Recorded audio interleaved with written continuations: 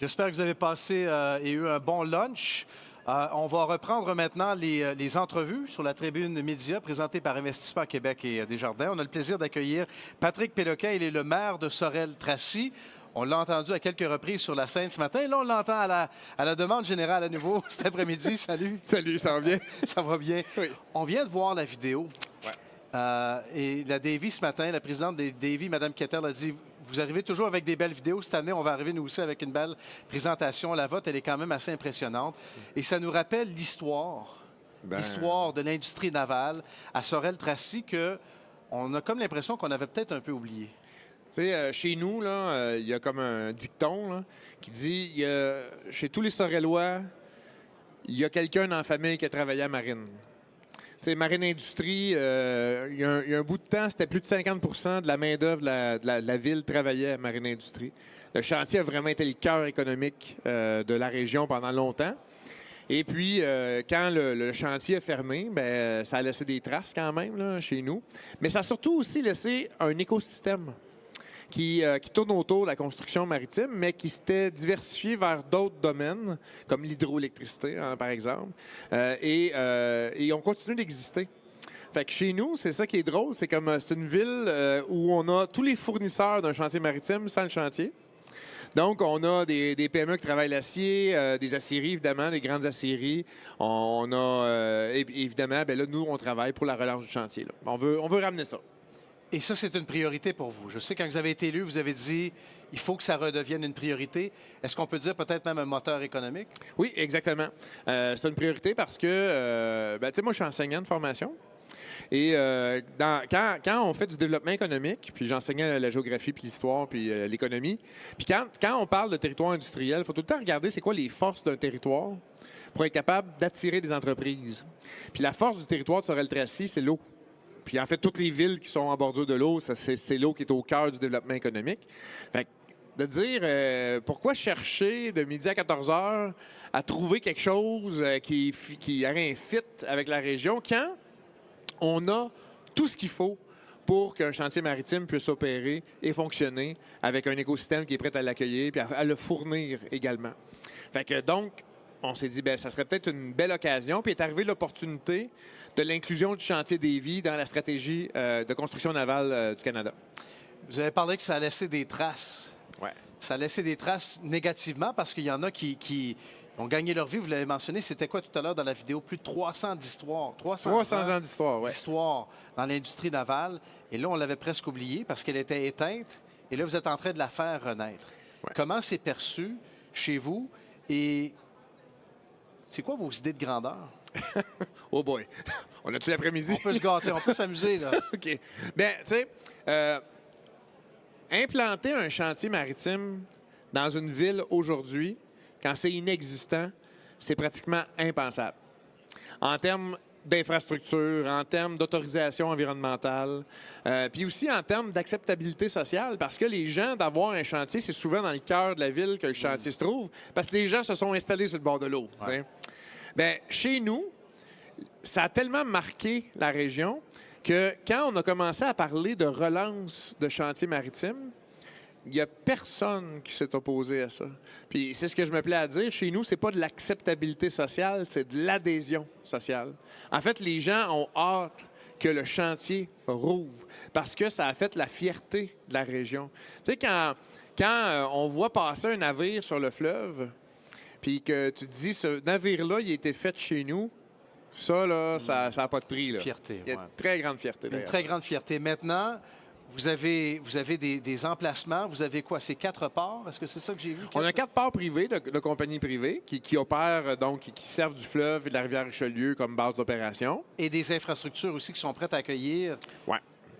Donc, Les équipements, oui, là. c'est ça. Parce que nous, dans le fond, l'ancien chantier, c'est un parc industriel maintenant. Les bâtiments sont encore là. Il y en a même des nouveaux qui sont apparus. Donc, nous, ces bâtiments-là sont prêts. Là. C'est sûr qu'il faut investir quand même dans nos infrastructures parce que le chantier, il y a eu 40 ans sans investissement dedans. parce qu'il y avait, pas une stratégie derrière ça. Là, maintenant, on fait des représentations auprès du gouvernement du Québec et du gouvernement fédéral pour justement mettre à niveau nos infrastructures. Donc, on est dans ce processus-là présentement de remettre à niveau tout le parc industriel pour permettre la relance du chantier. Et comment se passent les discussions ici? Ils vont très bien. Ils vont très bien, mais... Avez-vous des annonces pour nous? Ah, j'aimerais ça. Oui, j'en doute pas. J'aimerais ça. Mais ça va bien, mais il faut...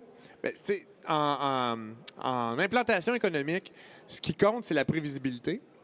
Fait que ce qui est bien, c'est que le gouvernement canadien il a dit oui, on a des navires qu'on veut faire construire, mais pour la plupart de ces navires-là, on n'a pas encore un horizon en termes de temps.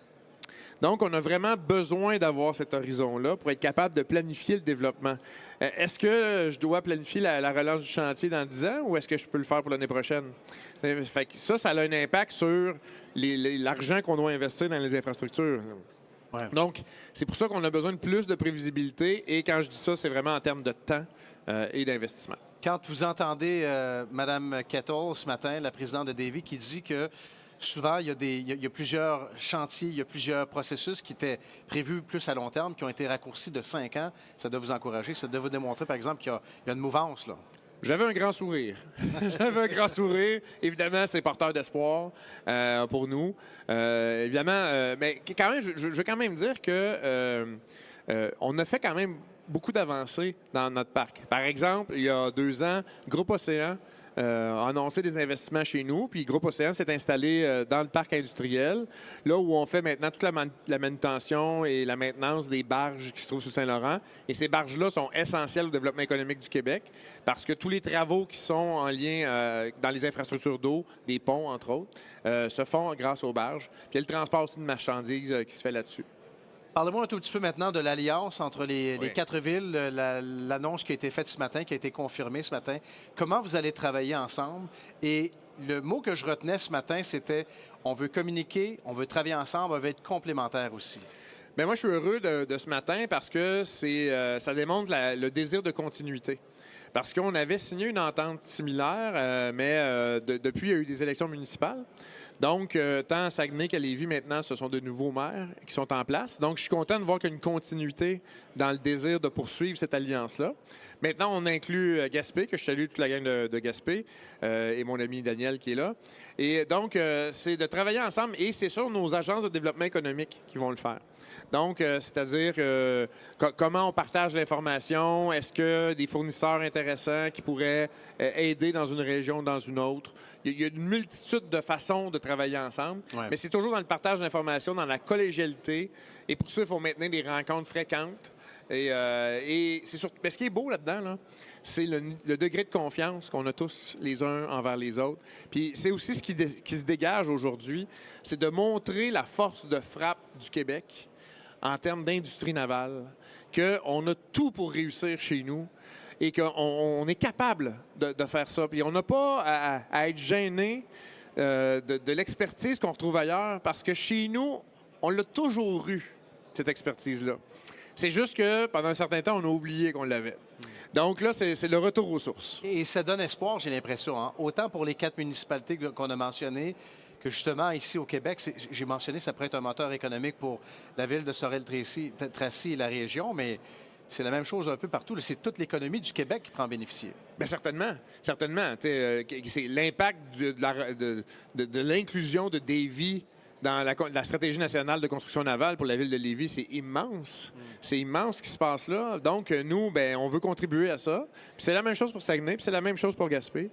C'est de penser le territoire en fonction de comment on peut être complémentaires les uns les autres. Alors qu'auparavant, les chantiers étaient tous en compétition les uns les autres. Et ça, c'était pas nécessairement productif. Non. Parce qu'on n'intégrait pas les chaînes d'approvisionnement. C'est quoi les prochaines étapes pour vous maintenant?